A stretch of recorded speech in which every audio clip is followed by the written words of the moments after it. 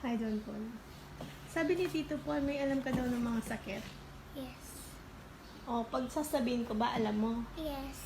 Sige, like, Choo-choo. sa mga babae, kapag may mens sila, masakit yung puson. Ano sakit yon? Dysmenorrhea. O, anong sakit kapag masakit yung chest? Diba? Na sobrang sa coughing, ganon. Heartburn. Heartburn. Halimbawa,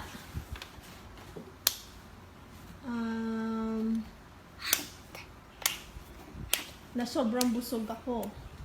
Tapos, hindi nalusaw sa tummy ko. Hindi natunaw. Oo, hindi natunaw.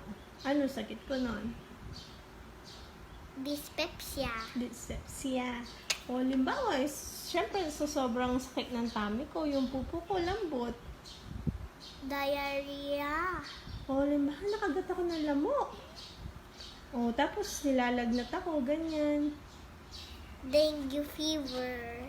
O, halimbawa naman, sa madaling araw, hindi ako nakakasleep. Insomnia. Insomnia.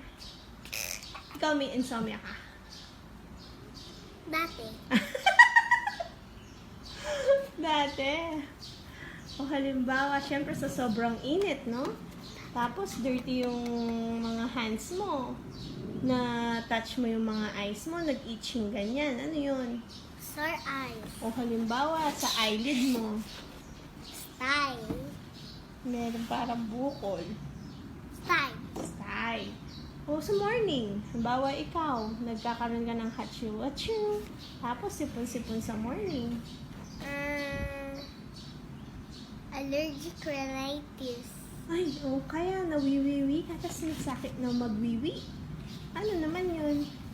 Urinary tract infection. Napasobrang ka-sweet, so kaya sa salty. Tapos mahirap ka lumunok, ganyan. Sore throat. O halimbawa, may nilalagnat ka, sinisipon, inuubo. Influenza. O halimbawa, halimbawa si Mami Kay, no? Siyempre, mainit, tapos bawal ng bawal kay Colin. Ano yung nararamdaman ko nun? Headache. Marunong. Mag-aral ka pa ng iba, ha? Pupunta ako sa'yo pag may sakit ako, ha? Bye.